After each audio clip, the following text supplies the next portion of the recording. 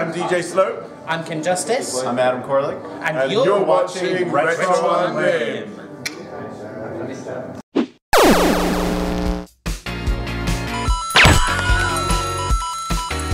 If you only knew the power of the dark side. 2, 1, 0.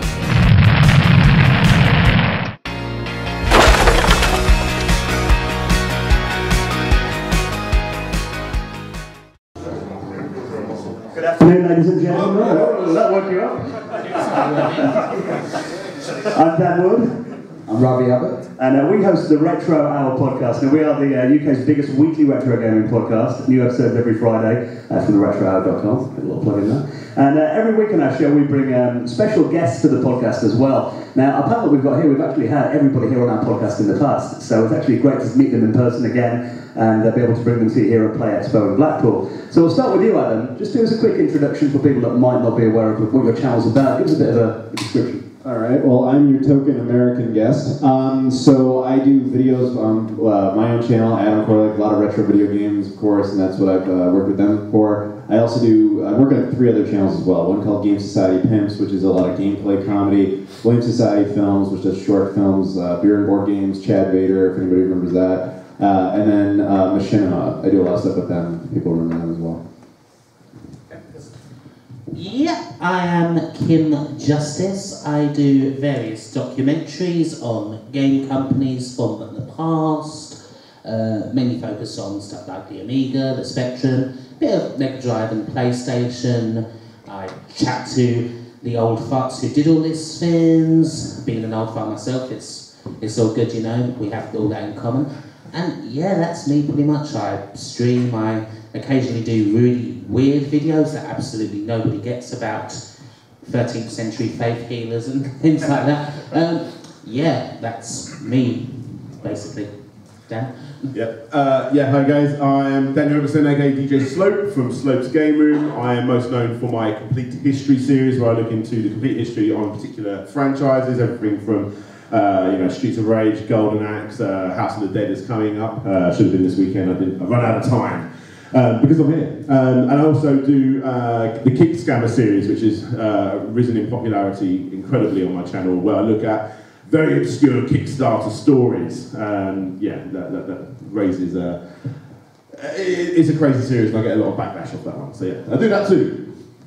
Hello, my name's Neil. I'm a retro man and I have a cave, which is why my channel is called Retro Mancave. I like to explore computer history in the cave, revisit the occasional old game. We occasionally have a live stream, and some of the live stream crew are here, Mr. Dalton over there. And my viewers are affectionately known as cave dwellers, so if any are here, hello cave dwellers. Well, when you're making a YouTube channel, usually there's kind of one video that blows up when you really start thinking about, I'm going to start taking this seriously. Do you have a point when this happened? Any of you guys?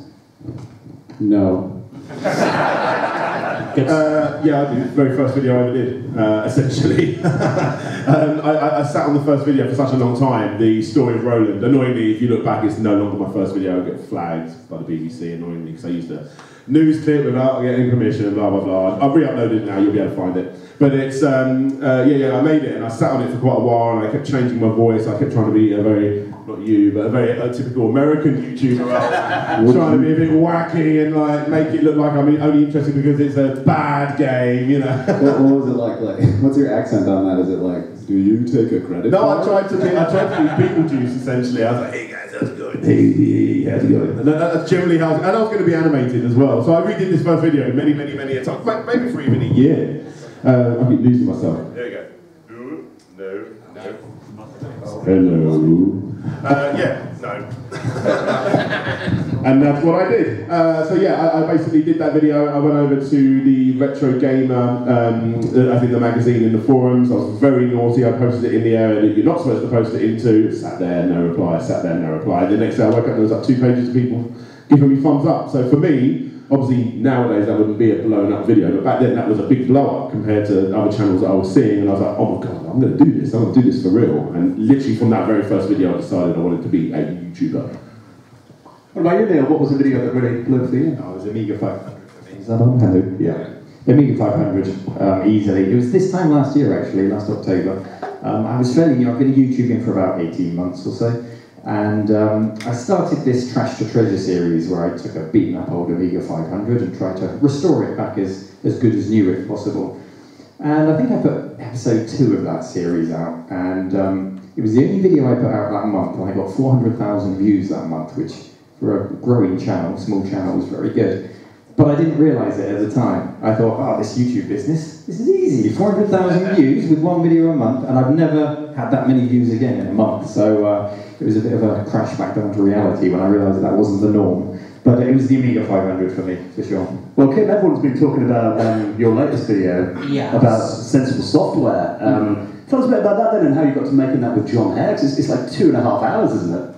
Well, it's kind of, I mean, my YouTube journey, I mean, I've been doing it for, what, 6 years now, and it just kind of started as a hobby, and there's been gradual things going up, so, you know, another video, you know, gets a big rise. I mean, at first it was like silly top 20s, and then I did a video on ocean software, which really, that was kind of what convinced me to go full time. And since then I've been doing like documentaries on computer houses, and they've been getting more and more in depth. And the actual process of getting in touch with John Hare actually started going to events like this, because obviously you've got all sorts of game legends. You've got your John Hares, you've got your Jim Bagleys, Jeff Minters, Oliver Twins, who all come along. And so yeah, we got chatting last year in Manchester, and he was like, oh yeah, you know, we should do something at some point, because he's fairly local to where I am, we're both Essex folk.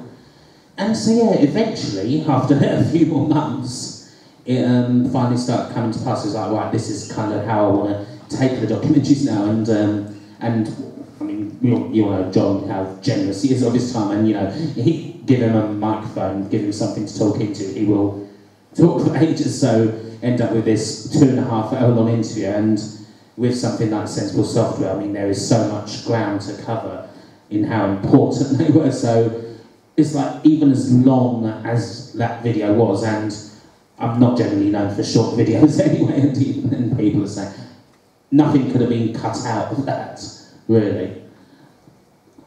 Well, Adam, you do the Keep Dreaming series as well. Yes. And what were the kind of aims behind that? And that's gone on for a long time, hasn't it? Yeah, so, okay, my story's a little different, because I never set out to be a YouTuber. I actually went to college for film production, and originally, you know, it was just like, okay, I'm making only short films in college, and there's no money in that. You can't make a living doing that. So I was like, oh, I should put them on YouTube and just find an audience. But then it's like, well, nobody's looking for that stuff. You need more video content. What do I know? I know video games. What do I have a ton of? Dreamcast crap. Let's make a whole bunch of videos about Dreamcast stuff. And that's pretty much how it went. And then as it went on, I was like, oh, people are actually watching this. That's cool. So just kept going and kept going. And then I was like, I'll start making things of other, you know, based on other consoles and other stories and other things. But yeah, Keep Dreaming is still going, mostly because they still release new games, which is awesome. But yeah, that was pretty much my journey with it on that channel anyway. And if you look at your channel, you actually do these in-depth kind of reviews of different generations of consoles as well. I mean, do you set out to do all of them, or did they just get that popular? No, all right. A few years ago, after the 7th gen consoles, or sorry, the 8th gen consoles had come out, so Xbox One, Wii U, PS4, I thought it would be kind of cool to do a video just talking about the previous ones, the Wii, the Xbox 360, PS3, what it was like, and whatever. It was going to be a one-off. That was it. I wasn't going to do anything else. And then people were like, you should do the next one. And I was like, all right. So I did all the 6th gen stuff, and all 5th gen, and then 4th gen, and 3rd gen. 2nd gen. So I just have 1st gen left, but the problem with that is it's all pawn clones, so it's not that interesting, at least from the American perspective. Well, also, Slopes, you basically had some people comment on your videos that were actually part of the subject of the video. So how have you kind of replied to them? Have you had any interesting interactions with people? Yeah, so I don't know how many people in here have seen the latest video I've done about Bob's game.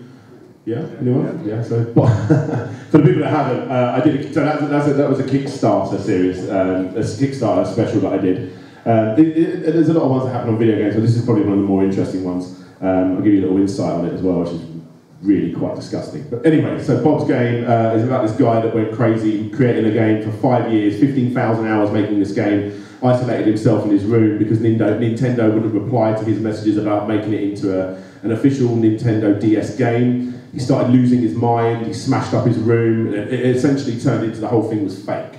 But he'd done it as a big marketing way to try and get people to talk about his game, which was good, a lot of people were, but obviously it really wound up Nintendo because he was like focusing on how evil Miyamoto was. So it was really quite crazy. So I did this whole video like talking about him and explaining like this whole story. The messed up thing is, and I think it's true because I've had more than one source tell me now about how crazy this man was in real life, the stuff that you don't hear about. So here's a few things that are quite disgusting. I'm not laughing because it's nice, it's horrible. So to work with him, apparently this guy, Bob, first he would go ballistic, as you can imagine. He would stop people, like anyone that wanted to work with him, he'd stop them and go, no, I'm the person that's going to do this, and I'm the person, and then everyone that ever worked with him, he would never be able to work in a team, he'd always cut them off, and he'd be the only person. And the craziest thing I have heard now, from 2 different sources, is the fact that he actually also killed his cat, because the cat was annoying him while he was making this game. He like literally suffocated the thing. So this guy is, I thought he was a bit of a troubled soul, a bit funny, but no, he's actually quite evil. So there you go. There's something. I'm never going to make a follow-up to that video because of the stuff I've heard is too mental for my channel. So follow on from that one. Have you ever heard of Temple OS? Yeah, I've definitely heard of Temple OS. Everyone's asking me to do Temple OS. Didn't he die recently though? Terry Davis? He did die. If anyone doesn't know, yeah, he's dead. Really? He was walking a train track and they don't know if it was on purpose or if it was an accident. But yeah. Does anyone know what Temple OS is? Yeah, I was going to ask. Anyone heard of it? It's an operating system wasn't he schizophrenic? Yes. When he made it was his gateway to God, wasn't it? Yeah, he wanted to talk to God. God told him to make this operating system, but he went so far into it that he had to actually make his own programming language. So his own version of like C++ essentially. But it went down to the exact point of, like, it was his way of speaking to God through his own operating system. It was his portal essentially. There's one of like the applications on it, it's basically like he clicks the button and God apparently comes up with like random phrases. Yes. But the guy obviously believes what he's doing. He's schizophrenic. He's dead now. I'm going to do a video on it, and what I'll tell you guys, the way I create my videos is I try and do it in a storyline basis. So, especially when I'm focused on a particular person, you may not like the guy in the first place, which is what I'm aiming to do in this, because he's an incredible racist. He'll call people N-words all the way through his live streams, all that sort of stuff, but he's actually a very nice person, and he's not being offensive. It's just what he thinks in his mind. You know, he's not saying it as a negative slur. He thinks that's the right way to what to call a black person. You know, that sort of thing. It's very, very crazy stuff, and I want to do this video and then flip it around and then people to understand what this person was really like in real life. So that's something that's coming up. Well, Neil, you do Trash to Treasure series as well, which is speaking of crazy people, Neil, tell us about this. You've kind of done some scientific stuff with finding about getting the yellow out of items with retrobrighting, but you did like the definitive retrobrighting video. Oh, it would be a stretch to call it science, but yeah, the art, shall we call it, of reversing yellowing in plastic. So as you know, RetroKit turns yellow because of the bromine in the plastics, the fire retardant material turns it yellow over time. So you can reverse that process by covering the plastics in peroxide and getting lots of sunlight, or in the UK, because there's so much rain, I use a sous vide sometimes, so I'll vacuum pack it and sous vide my old computers to reverse the yellow. There's nothing crazy about that, that's perfectly normal, who doesn't do that? And yeah, it's quite successful. So yeah, I tried to do an indoor retrobrighting guide, so to show Brits mainly and Scandinavian countries how we can do it indoors, because you always see people like the 8-bit guy who have unlimited access to sunshine and they can just retrobright so easily. So I wanted to help the guys in the wet weather countries out a little bit, and I think it was a success. Yeah, I've got lots of white computers now. Use a bathtub or anything. Use a bathtub, yeah. Use whatever you like. Well, Adam, I know you actually do videos about kind of modding old systems with HDMI output and stuff like that. I do reviews of them. I don't do the mods myself. But yeah, there's a lot of great ways to get amazing video quality out of a lot of our older stuff. In fact, there is one booth there that's showing all sorts of stuff that they've worked on that's really, really impressive. But yeah, anytime you're like, there's a new like HDMI cable coming out for like the Xbox, like check my channel. I'm gonna have a video on that shit.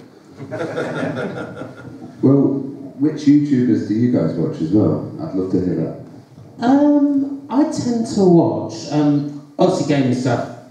I mean, a lot of people probably on this table isn't in Sweden, but a lot of this stuff that I watch outside of that, I watch a lot of non-gaming stuff and kind of try and take some sort of like weird inspiration from, I don't know, I watch a lot of food channels. Is that stereotypical? Is that something where, like I watch like people like binging with Babish and the Food Ranger who just go around like eating stuff. There's LGR Foods as well. Yeah. Speaking of that, yeah.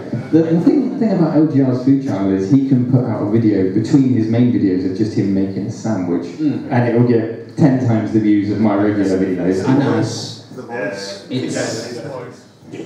It's sobering, isn't it? It's like, well, it's a nice looking bowl of ramen, but yeah, when he was going to be a voice in one of my videos, I was like, oh yes, that's it. The little moments like that, you realise you've made it. Yeah, absolutely. So lazy game reviews for me. Kim, I generally think to make some of the best content on YouTube. That sensible software one you did, I've got no interest in that company, but watched your whole thing. It's fantastic. Yeah. So people like Kim, obviously Retro Mancave and Adam as well. Obviously Larry Bundy. I'm normally involved with most of those videos. Larry Bundy. It's my second channel. But I mean, outside of the world of gaming, I'm obsessed with Defunctland. If anyone knows who that is, I love Defunctland. What else do I watch? I've been a bit weirdly obsessed with the junk food that is Ali Law recently. His channel's going to get taken down soon. I mostly watch gaming content, if I'm honest. Normally what happens is, when I'm creating these videos, I'm looking up so much content on that particular franchise, so much so that my feed just becomes, here's another video from the BBC Micro, and here's another video on this, and to the point where you can never get good suggestions anymore, because it's all full of that stuff, or Baby Shark, because my son's got hold of my channel. Don't. I actually don't really watch that much gaming stuff, mostly to kind of get away from it. So I watch a lot of movie review channels, actually a lot of Australians, like Mr. Sunday Movies, anybody knows him? A lot of stuff like that, but also partially, I used to watch a lot more actual gaming content, like from people like the Gaming Historian and Norm. But the problem is, I'm like friends with a lot of those guys now, so it's like almost weird. And I'm sure you guys won't really agree with that, but you should still watch us even though you've met us. But that becomes a problem. Like you start getting to know them too well, and you're like, oh, whatever. I'll go talk to them. It definitely does. I look at people like Larry's videos completely different now that I know the guy. And exactly it's the same. Yeah. Does anyone else find that if you watch too much of that gaming content, especially from someone you consume too much of that, you kind of end up taking and almost copying their style, like copying their like quirks almost? I mean, not intentionally. I do get that. I mean, I'm working on a script. I'm getting lots of interviews together to do my version of Defunctland. On Sega World in Trocadero. I want to do the whole history of the Trocadero Centre in London, and basically spend the majority of it looking at Sega World, obviously, but like what it's become now and what it was beforehand. And I can't help but, as I'm getting all of this information together, almost make it as my version of Defunctland, which obviously I don't want to do, but at the same time I'm more than happy to. I mean, you get inspiration from so many different places. I watched this, nothing to do with gaming whatsoever, but I got really into this this podcast and YouTube channel called the Rotoscopers, and the way that they treat their audience and stuff was a real big inspiration for me. And you do get this inspiration for your channel from the weirdest of places. Yeah, absolutely. That's Well, the people who I'm a patron to, I don't miss. So Kim, Dr. Andrew Armstrong from the Back Office Show, who are Clint, of course, at Lazy Game Reviews. More and more I've been binging on Oliver Harper, speaking of movie reviews, Oliver Harper's movie reviews, and he joined us recently in the Cave where we did a live stream with the Amiga, and it was a stream of Amiga movie games, so it was good to have a real movie critic there to critique the games and to tell us how close they were to the movies. And of course, we all know how movie game adaptations go. It rarely goes well, but it was a good stream, it was good fun. And YouTube's best kept secret, less than 100 subscribers. Take out your phones and subscribe to Derek Findas. Yes.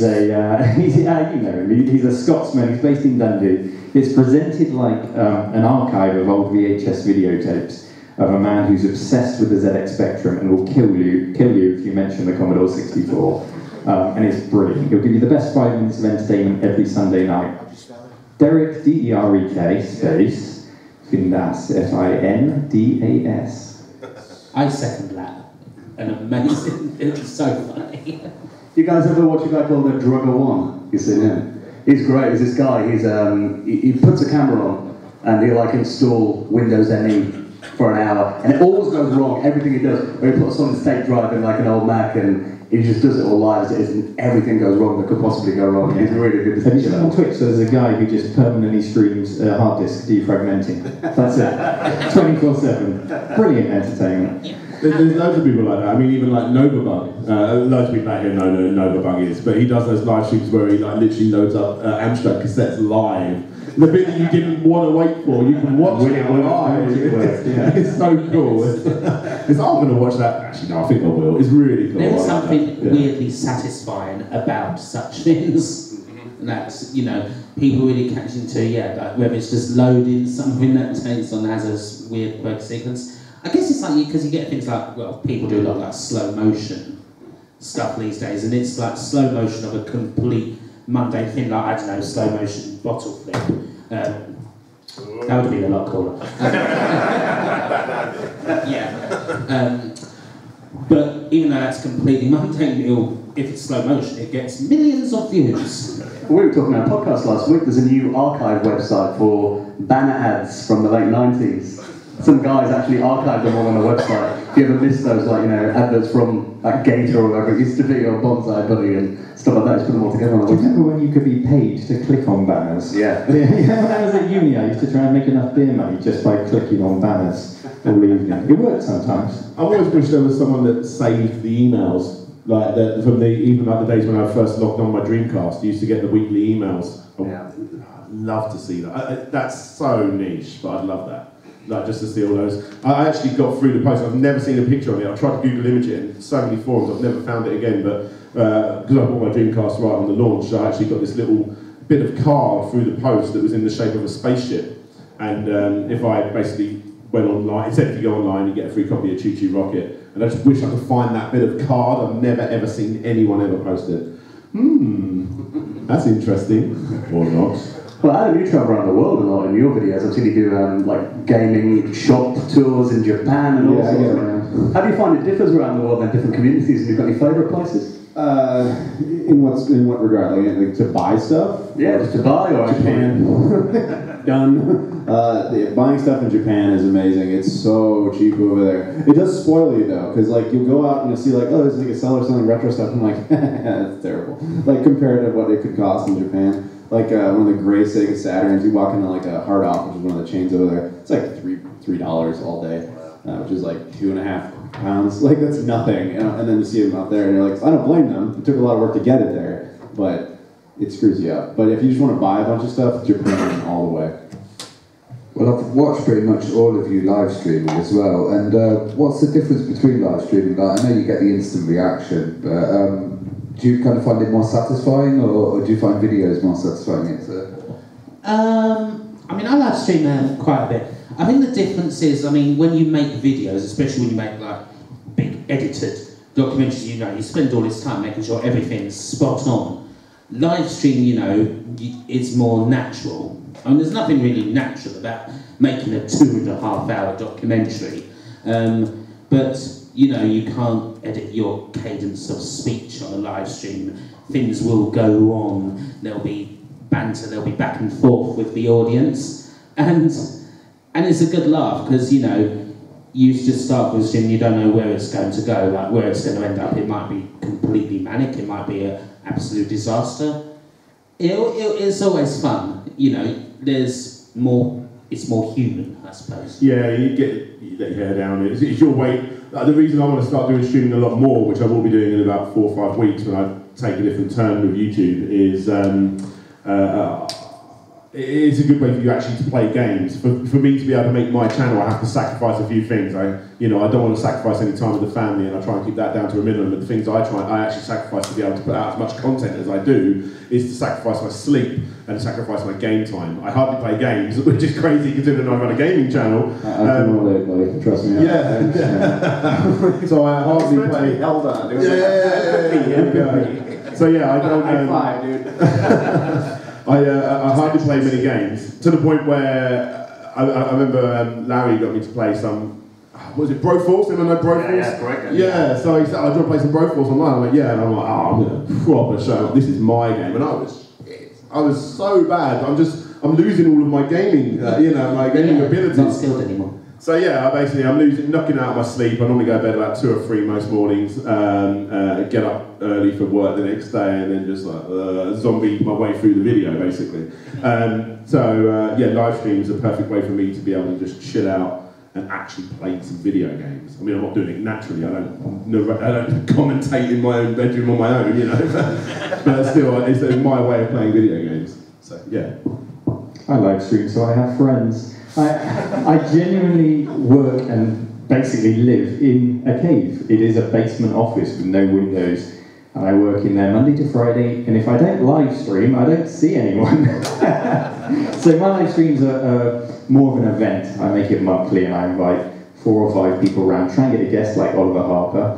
The previously mentioned Derek Findas is coming in end of November, maybe December, to do a Christmas live stream. So, and Ravi, yeah. Ravi can come do an Amiga, and Dan's talking about coming to do a Mega Drive with a twist. We're talking Pioneer Laser Active and a Sega Terra Drive, which is like a 286 PC mixed with a Mega Drive. So a bit of a twist on the Mega Drive, but Slate should still be comfortable with the games we play. So yeah, I tried to make it more of an event rather than just me streaming games, and I think it works. You even have adverts included. You make your own adverts, and you do them in a like 80s style as well, which is pretty cool. It's tailored to the stream. So with the movie stream, we did make some fake movie trailers featuring Gary, who's one of the patrons, and Trevor the Tortoise, who's the channel mascot. He's a tortoise with an attitude. He's a cheetah tortoise joystick who I just reviewed one day, and then somebody decided to give him AI and put him in the Discord server, and he abused everyone in every room, and we had to contain him in a room called Trevor's Cage. So you can still go and be abused by Trevor if you want to, but he's contained now, so it's safe. Anyway, yes. Yeah. You've essentially made like a grindhouse cinema, haven't you, with your room, like the trailers for films that actually aren't the real films in between your streams. When it comes to streaming, for me, on one of my other channels, we stream gameplay 3 times a week, twice on Twitch, once on YouTube. YouTube being more of an event. So on my channel, I kind of want to get away from streaming actual gameplay. So I'll sit there and do Q&As. The last one I did was actually at Sega London's headquarters, which was really cool. But before that, I would do one like every month. I'm really overdue, I need to do another. And my all-time record was 7 hours of just sitting there taking questions. By the end, I thought I was a smurf. Like it was, like I lost my mind. But still, it was fun. I like doing that. It's a great just do the audience participation thing. I mean, it's basically you're just sitting there talking like forever, but it feels very gratifying to know these people are still sitting there 7 hours later being like, yes, I have another question. It's just cool. It does become kind of a regular thing as well. I mean, I've done kind of long streams of that as well, but and who knows what, and that usually involves old gaming TV shows and lots of drink. I had to kind of stop doing that because, my doctor wasn't really happy with me because of that. It was really funny because I watch some of your streams and you stay up way longer than I do. And when I wake up in the morning, I'll quickly just check the last 10 minutes of your stream just to see how messy you get. God, what was it? Was it my birthday stream last year? I think I went on for about 9 hours. Yeah, and it was about 4 in the morning, and I'm literally just there going. It was just before the Heroes of Wrestling video. And I was like, oh, right, this brilliant video's coming, and you can't wait to see it. It's fagging labia guys and all that sort of thing. It's amazing. It's just like, yeah. I've seen Kim streaming when I'm getting up for work at like 4 or 5 a.m. sometimes. When I see you pop up as well on Christmas Day, Kim is streaming. I'm like, come on, fair play. I think I always stream on Christmas Day. I actually kind of think that's important because, not to be too serious for the moment, but a lot of people are alone on Christmas Day. So I always stream on. Oh, good old Kim. Good old Kim. If you want to know the real Kim Justice, watch her play GTA and see the way she speaks to the citizens of San Andreas. Wow, one and an over and shit. Let's talk a bit about your collections. I mean, when you did those retrospectives, Adam, you had pretty much every system in front of you. So how big is your game collection, console collection? Big. So like, yeah, I mean, most consoles, you name it, I've got it. I've even like, okay, I'm so like out of things to get that I'm wandering around here trying to find Amstrad GX 4000 games, which is a console that only came out in this country. I'm like, I got nothing else to look for. That's what I have to look for. But yeah, I mean, as far as like complete sets or whatever, it's only a few. Like, I've got a complete Dreamcast, all North American, all PAL exclusives, all Japanese exclusives, all independents. Then I have like random ones, like Atari Jaguar CD for some reason. But for the most part, it's just, it's 13. It's one, and for some reason, it has an independent scene that actively still makes games for it. Like, I was literally at Portland Retro Game Expo last week, and I go to Atari Age's booth, and they have like a whole bunch of Jaguar CD games. I'm like, who is buying this? It's like, dude, I own a Jaguar CD, and even I'm not doing that. But still, mad respect for somebody who cares enough to do that. That's just badass. Especially because so many of those systems don't even work. There was less than 10,000 units ever shipped. I have one, it works. But yeah, I have a lot of crap. Do you have contacts in different countries to help you with your collections? Yeah. Yeah, but these days I just go there myself. I just show up. How about you, Kim? What's your collection? Oh, not really that much of a collection. I dabble in more in like smaller collections. Like I might collect things on a theme. Like I'm a big fan of the Fire Pro Wrestling series games, so I kind of make it if there's a. There you go. So I want to collect all the Fire Pro games because that's more manageable than me trying to collect a full set of a machine. I don't have the space. There's too many other things. I genuinely envy you, seriously. Like, it's a curse. But then if I had more space, I'd probably go down that route. I sadly sold the hardcore majority of my collection. The only collection that I still have from originally owning it is my Dreamcast collection, which isn't enormous, maybe like 120, 30 odd games. Which I mean is still pretty big to the average person, but that's probably the best set I have. I sold all my Mega Drive games to get a few extra controllers for my Dreamcast. I sold my GameCube and Saturn collection 2 or 3 years ago, but the only reason I've done that is because I live in a place right now, I edit in the living room right next to where my wife watches the crap that she watches in Strictly Come Dancing or whatever it is next to me. And I just never, ever, ever played these games. And sometimes, I want to go make the Echo the Dolphin video. I went out and bought that game, and I own it. Oh my god, I owned it twice. Now I own it 3 times, So I started to forget what I owned, and I sold the hardcore majority of my content. But I am about to move, and like you say, if you had the space, I am about to have the space, so I do see the collection starting to hit hard. I think I'm going to start going for the Japanese Mega Drives collection. Buy them in Japan, damn it. Just do it. Also, I'm really interested in the, if anyone doesn't know, I've really recently discovered, I'm quite interested in trying to collect the PAL Asian Mega Drive games. If you check out the box art for that, it's beautiful. It's like a mix match of all of the different, it's got like the Genesis logo, the Japanese MD above it, but all around a PAL looking case. It's beautiful. I want to try and collect those. And there's not that many. It looks like maybe a doable thing to do. My collection is mostly systems rather than games, but I really want to get more into the game collecting. The games I've got are a huge mishmash of whatever's come with the systems when I bought them.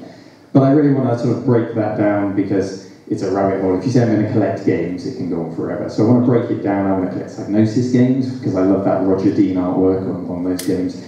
Sierra games, LucasArts games, all those great PC big box games and Amiga big box games. So I'm going to try and start collecting games. Yeah. So are all you guys millionaires then? Because when you hear about YouTube, you can always think you're earning amazing amounts of money. No.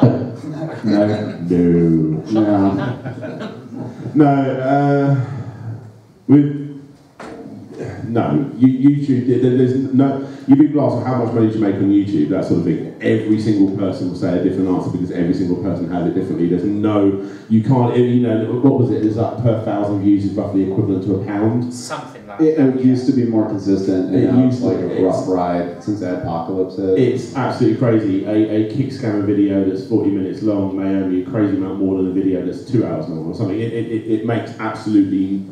It makes sense to me because I look at it all the time and I know how my channel works, but I guarantee if I looked at one of these guys, it would be completely different. So no, none of us are millionaires, but... Let's talk, talking about collecting as well, are there any systems that are like on your hit lists or anything that you really want to get? Everything on Quain's table. Yeah. I just missed out. Like 15 grand, wouldn't you? Yeah.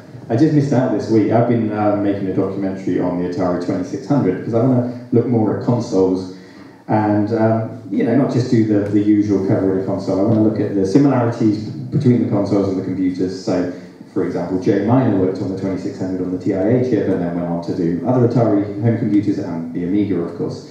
Where were we going with this? What was the question? Things you want to collect. Things I want to collect. So, looking at the 2600, a lot of people think that's the first console, but actually you have the Fairchild Channel F before that, which was the first console with programmable and changeable ROM cartridges and a CPU, and before that you have the Magnavox Odyssey and all those Pong games that Adam loves so much from the 1970s. So, but yeah, I just missed out. There was a Fairchild Channel F on eBay this week for 50 quid or best offer, and I thought, oh, I'll put in a cheeky £25 offer and then work up from there. And he said, no, sold, and it was gone to someone else, and I missed out on the first, proper cartridge-based console. So I need to learn my lesson and just cough up the full price, I think.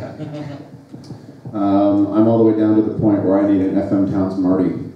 Anybody even know what that is? Yeah, well, there's one out there. That's it's just a random, obscure Japanese console. Its only claim to fame is it's the first 5th generation machine. That's about it. But I need that. Could they have a CD on it? Yeah. I know they need a CD 32 there, so that was the first. The FM Towns Marty barely beat that thing out, and I do have one of those. The CD 32. So, what are your future plans for your channel? Do you all have different plans and directions you're going to go in? My future plans, I would say, is to continue doing videos like the Sensible Software one where I interviewed John here, to go around the country almost and chat with people like the Ollies, with anyone else who's interested in just taking the sort of style that I've done and just keep on moving it to the next level and creating videos that people just have to watch in segments because they don't have time to watch it all in one go. I think is get those views up. Yeah, get those watch minutes. That's for damn sure. I think it's so important for you to have those conversations with developers. They're not that old, but they're not getting any younger, so it's great to get that archived. Yeah. And a lot of videos obviously, we all look at stuff. Some people just look up stuff on Wikipedia. Some people find all blog posts and all sorts of stuff like that. Secondary research is the proper education name for it. It's time to do more videos, perhaps based more on that primary research to actually go out and talk to people. So I want to do various things, whether it's something like the Oliver Twins, or if it's a subject like, say, the Amiga demo scene, or anything like that, like the Amiga after Commodore, that I can kind of talk about with various people this weekend, or profiling a certain old name from the back in the day and looking at their life. Things like that is kind of where I want to go over the next 12 months. So for me, like I said, I'm about to move house. I'm about to get myself a lot more time on my hands to be able to do this sort of stuff, and I basically want to double the content that I'm putting out, essentially.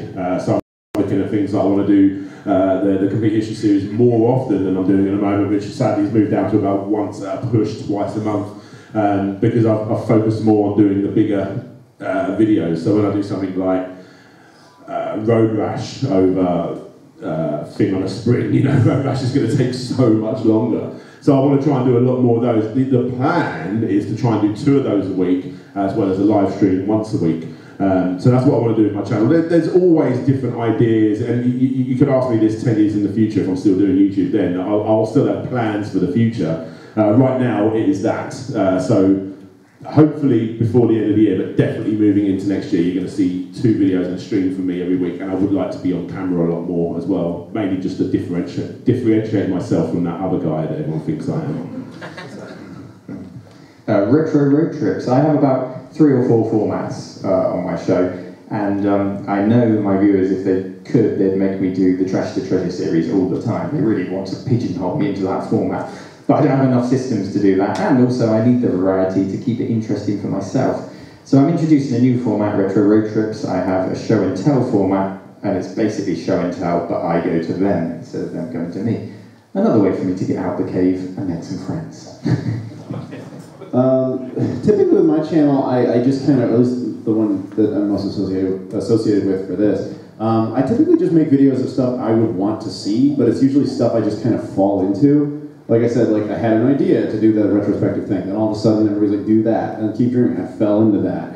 Random things will come up, like I did this video, I don't know if anybody out there knows this, the Atari Jaguar, became dental equipment after Atari went under. So I randomly was in San Francisco, and I was hanging with this dude, and he's like, yeah, I work for the guy who did that, do you want to interview him? And I was like, all right, so I went over to his studio, and he just told me the whole story, he showed me all the equipment, so randomly I have all this footage, and then I got like a set of the molds. And I was like, okay, that's cool, I would love to see that, so I'll just make that since I'm here. There's never really like some grandiose plan for me. It's like, oh, this thing showed up, I guess I should do a video about it. Like, you know, yeah. I want to try and interview as many people as I can. Basically, I think a lot of people out there don't realise what the stories they have in their head and actually make incredible YouTube videos. As an example, I'm interviewing as many people as I can for this Sega World video, and I actually basically, the way I did that is I ran to LinkedIn, typed in Sega World, and then just looked through about 10 pages of people that worked at Sega World at some point, and messaged every single one of them, hoping that even 10% of them will come back. Even to the point where people that worked for third-party marketing companies for Sega, to open Sega World, like promotional companies. So one of the guys replied and goes, I don't want to do an interview. I've got nothing interesting to tell you. I mean, I was thinking about the other day, about that time when Robbie Williams was invited down to the opening, but he was really drunk and hungover when he came up. And I was just like, this is incredible stuff for a video, but people don't realise the stuff they tell them. And Scott Hawkins, the guy who worked on Quake 3 Arena, he was telling me all this crazy stuff about Sega. Oh, I'm not gonna shout it all out here. I'll wait for the video. It's crazy. Yeah, we'll try and talk to as many people as possible, because those little bits, the more you speak to them, like, then they tell you something like, wow, that's an incredible video, you know. Isn't there still like a Sega World in certain parts of the world? Is it like? Yeah, absolutely. Well, you'd know more than me. Over in Japan, you've got the whole. Yeah, Sega's got a whole bunch of like big buildings and stuff full of arcades, but it's not like what you were specifically talking about. That thing was a lot more intense, from my understanding. We didn't have Sega World in the States, so my understanding of it is very limited. Yeah, I mean, it was. It's not around in Australia as well anymore, but back then there was like a sort of equivalent in Australia as well. Hence why. That's one of the annoying things when I message all these people. They're like, you want to talk to me about Sega London? I live in Australia. Like, sorry, wrong person. You know? Well, talking about, like, you know, the Jaguar CD, for example. I mean, have you got any of you guys got any systems that you actually quite like that are actually considered a bit of a failure or that didn't do very well? Anything you got a bit of affinity for? I suppose you could say the Mega CD. I love the Mega CD. Big fan of the Mega CD. Everything that attaches to the Mega Drive, honestly. People rag on the 32X, but I think it's a fantastic system. There wasn't enough time for it to really get the full potential out. You know, yeah, I love those systems. I kind of like all that stuff, but I kind of like them partially for just the stories that, you know, like how they got made and all that stuff. I mean, the games are obviously a big part of that, but sometimes just like the history of how something came into existence, like, you know, the Apple Pippin or whatever, to me is just fascinating more than the actual like games that you can play on it. But if you're asking me, is there like some really obscure thing that I'm just like, oh, when I get home, that's my shit, like I'm gonna play that? Like, no, that's not really a thing.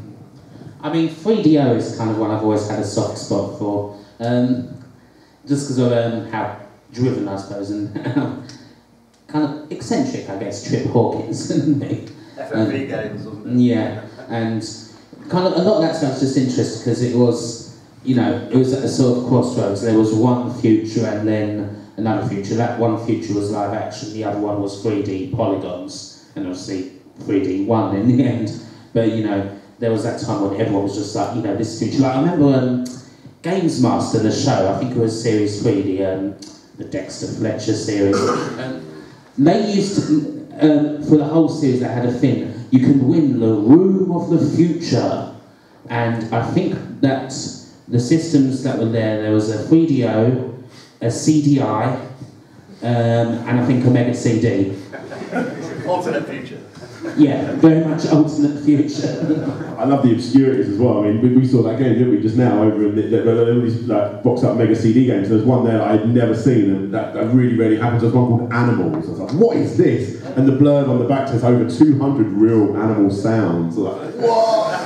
What is this? It was 60 quid, and I really wanted it more than probably any of the other amazing games they had on display, because I've just never heard of Animals for the Mega CD. Alright, so I'm going to tell you a little obscure Sega CD story. So, I don't know what it was like here, because the 32X was more of an American thing. I know you guys got it, but there was 6 games released that used the Sega CD and the 32X at the same time.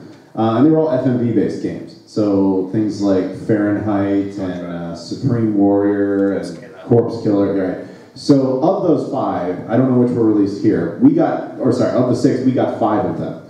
And then the 6th one was Surgical Strike, which did come out on the Sega CD normally. But the 32X CD version only came out in Brazil. And it was super obscure, to the point where people didn't believe it was real. And like, I think it was like 2 years ago, this super collector in Brazil died, and the only copy that was known was his. It went into these guys' hands, they reproduced it through Sega, because Sega Brazil is insane. And they produced 100 copies, and this dude still have them in stock. Highly recommend that as a random piece of obscure thing to pick up. Just because I talked to the guy directly, he's like, we're never doing this again, because we couldn't sell 100 copies. But I talked to Sega briefly, like, do you guys authorize these? Like, probably, I don't know. That's a good thing about Sega though, they do respect the retro community, and they're pretty chilled about it, aren't they, really? Not like Nintendo. Yeah, definitely.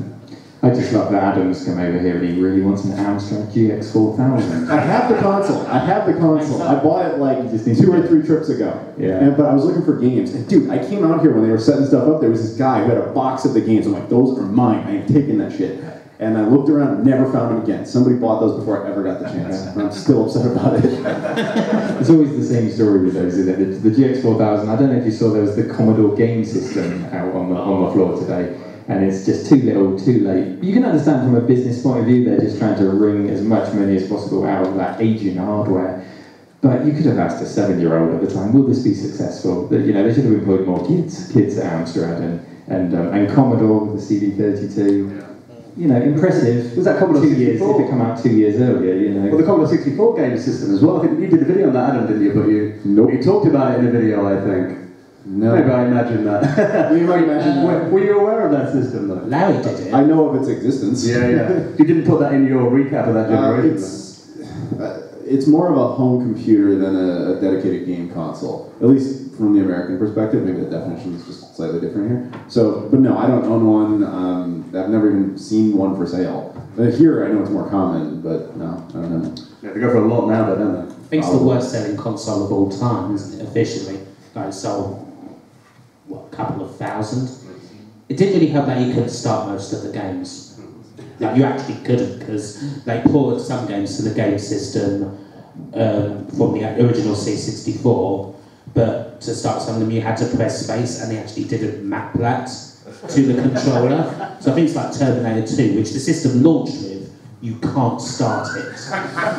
You cannot play the game. A bit of an oversight, though, isn't it? It's impressive incompetence. Slight screw up. All right, we're going to give you guys a chance to ask any questions now. If you've got a question for any of our panels, put your hand up, and we'll run over the mic.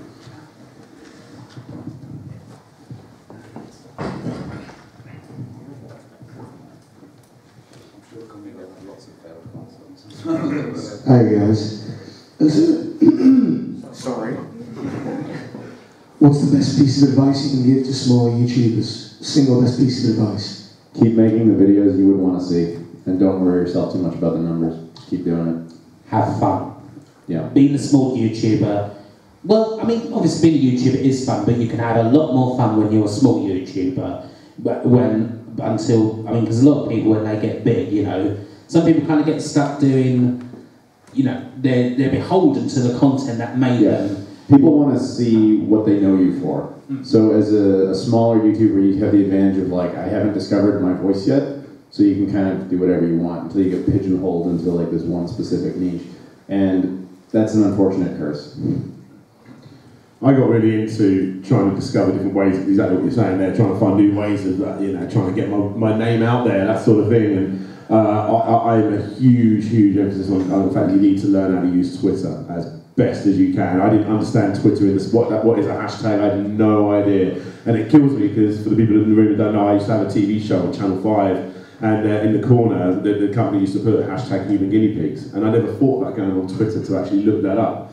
But what I did in my early days, and I don't care saying it now, but what I used to do is basically after I did a video essentially on something like Streets of Rage or Golden Axe or one of these big franchises, I would go to Twitter and search for people that are also talking about that so that I could start conversations with those people. And that is how I got to, it doesn't sound like big now, but that's how I got into double digits a day on subscribers quite quickly. There was other things I was doing as well, but that was probably the thing that helped me out the most. So learning how to reach out to the right sort of people, and obviously, yeah, I mean, you're already doing it, like building up relationships with as many people as possible. And I know that sounds very business orientated, and I am looking at it from like my marketing and sales background, but at the same time, I enjoy talking to Kim and Adam and Neil about gaming and everyone there about gaming. I want people to come up and talk to me about gaming, so talking to someone about Streets of Rage video, I've just done loads of Streets of Rage stuff about, it's exciting, and it helps your content and your channel grow. Like that, I think it's so important to learn how to use Twitter, big time. There's a website called Hootsuite, and if you want to get your scheduled tweets out of more than 25, pay for 1 month and then cancel it. Ha ha ha. Well, new YouTubers, you've got to get over the basics. Do you remember when you were a kid and you used to make a radio show on your little portable radio, and then you'd listen to it back and you'd be really embarrassed at your own voice? I think we probably all had that when we started out. I couldn't bear to watch and listen to myself. So, just get over those hurdles. But also, once you get into the flow, nobody on YouTube owns an idea. Just because somebody's covered something, it doesn't mean you can't touch it.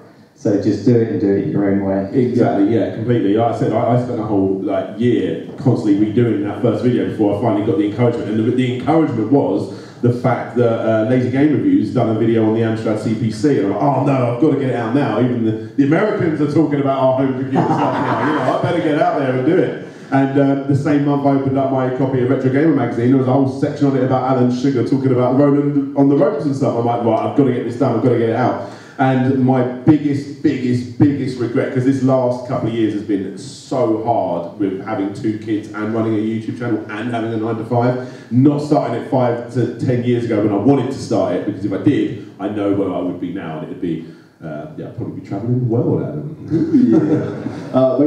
What he said about do it your own way, that's really important. Don't emulate the success of people you like. Like when Angry Video Game blew up, or Angry Video Game Nerd blew up, everybody was like the irate gamer, and like there was a million, and it's like, and I got nothing against Chris. He's a good dude, but like it's just don't do that. That won't last. You're just cloning someone else, and you will always be considered second best. You also have to decide what kind of YouTube career you want. You can have the short burst one where you do the news for views stuff, but that will last you a year, 2 years, until some sort of drama will kill your channel. So you can have slow growth and last, or you can burn out really fast. But yeah, there's multiple paths, but whatever instinctually makes sense to you, like whatever kind of path you want to take, that's just what you should pursue. I think in a way, like if I ever started a band, if I had my dream band, I'd have the drummer from that band, and I'd have the singer from that band, whatever. And that's how I look at my channel. I took inspiration from lots. I never copied any. I don't think I ever copied anybody, but I definitely took inspiration from like these particular YouTubers that I really enjoyed. And even though I don't look or sound or act or any way like Lazy Game Reviews or something like that, he was a huge inspiration for the way I wanted to do content. And right at the end of me doing that, spending that year of redoing that one video, it was him making it like a proper story and a proper information piece rather than a comedy piece that finally took me over the edge to make the sort of content that I eventually ended up making. So yeah, just make it your own and learn Twitter. And he's right though, it's totally cool to take inspiration. Some people will open your eyes and be like, dude, I didn't realize you could just do that. Like you can talk about stuff that way and it will excite you. And that's what you want. What you don't want to be is like, well, that guy's popular because he does this. I should do exactly that. that's bad. Don't do that. Sometimes as well you do stuff like as an antithesis almost. I mean, when I started doing back in 2012, there were still a lot of like angry video game kind of things around, and also a lot of things. It was very American, very Nintendo, and I was like, well, I'd like to be like Sega's my thing, and I don't just want to talk about games that I don't like. I want to talk about games that I like. So that was kind of where I started from originally when I did the Mega Wii views, as they were known, because of my speech impediment, which is very noticeable, I'm sure. Yeah, and that's kind of where I started from. It's like, oh, I want to do these videos about things like Flashback and Space Harrier and other like things like Shadowrun and Bushido Blade, like games that are kind of personal favourites of mine. So yeah, that's kind of another way. Like you see something that you're a bit like, you know, if you want to see more of something, you know, do it yourself. See, now this is a perfect example because you just inspired me.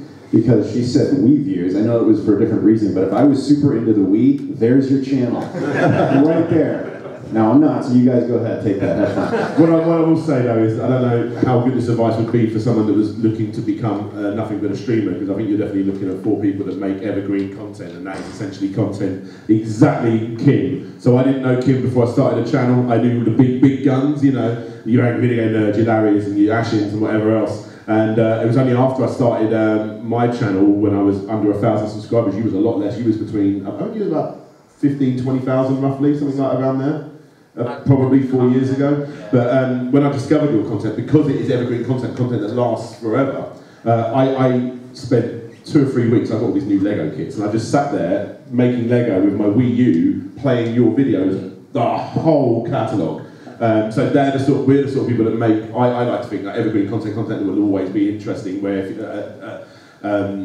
a different sort of, if you're someone that's just going to go do the review on the latest Call of Duty, that will only be good for 2 weeks. Oh, and please don't do a review of the PS1. Everyone has done that. I do not need another. Well, this was the PlayStation. It came out in '95. Like, yeah, we know. It's fine. Thank you. Any more questions?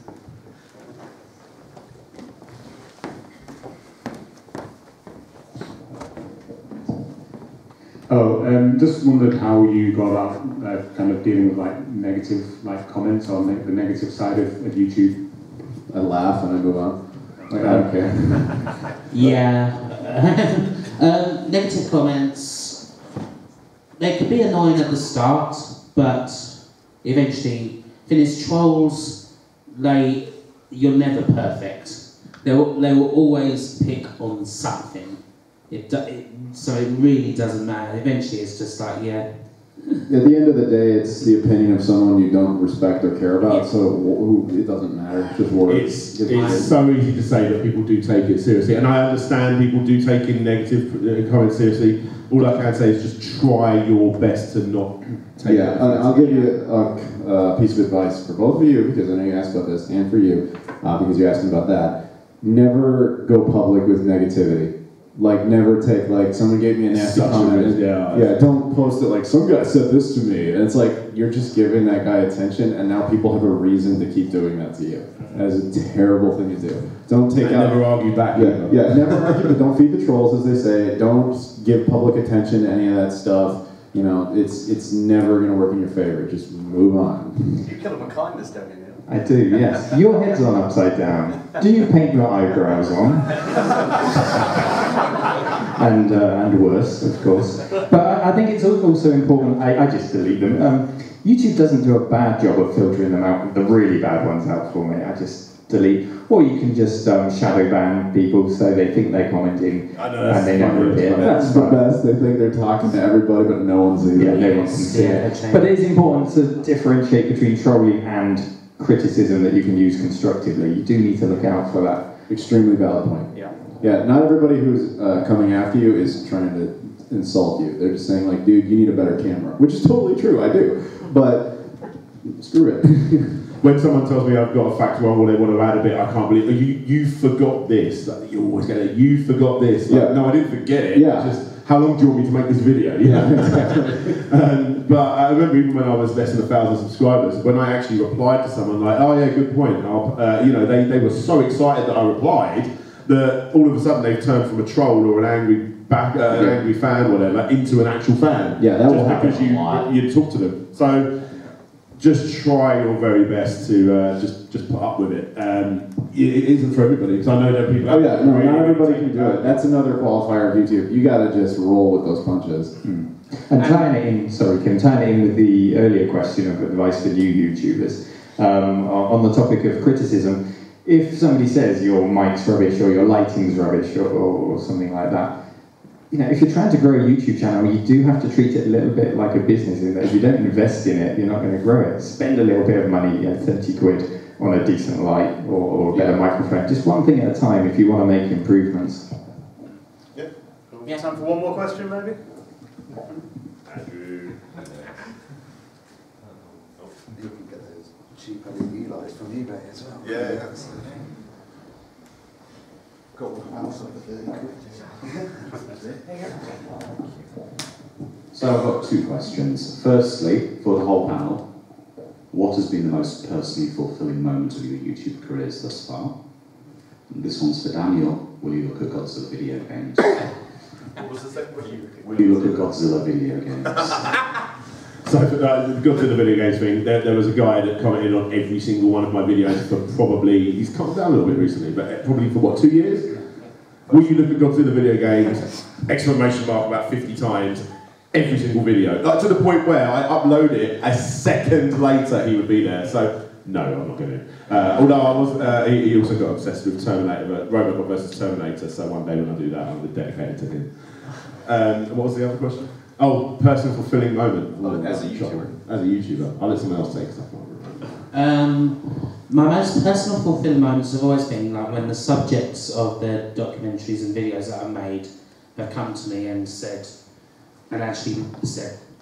you know, that was fantastic work, because, you know, no one knows better than the people who were there, the people I'm talking about. And so when you had some like, I've had some like David Pleasance today saying that to me over the course of this weekend. John Hare as well came to me after the Sensi video and said, that's the best video work I've ever seen in Sensi. That's like, you know, that means a hell of a lot. But also personal fulfillment. To go off, of course, to be a bit more personal, I mean, I'm obviously transgender, and the things that I cover on my channel aren't obviously necessarily about that. But I know that, but through doing what I do, it's like, and just being out there and doing my own personal stuff rather than just being a channel that talks about those issues, which a lot are, to actually just do like stuff on the things that interest me is what, you know, excites me. And when I hear that people have been inspired by that, and to do the same thing, that also is like very fulfilling personally. I've had a few, some unfortunately I can't mention because I was told things by companies that are like, oh, we did this because of that, but I can't say what they are. But a couple others that were, a few years ago I took Back to the Future, the game, by Telltale, and I turned it into 2 movies. If you look at Back to the Future 4 and Back to the Future 5, you will see 2 completely edited films on my channel. It was a hell of a lot of work. But I thought, you know, at first I thought, no, maybe Telltale's going to come after me, whatever. No, they emailed me and they were like, we always wondered if this would work, and this was amazing. Rest in peace, Telltale Games, by the way. But the most satisfying thing is my favorite game of all time is Shenmue, and I've been preaching about that game for years. I'm just like, people, get behind this game. So when Sega reached out to me and was like, we want you to help us bring this game back, I was like, to me, that was the all-time. I was like, wow, that's okay. Thank you. I've done it. That's me.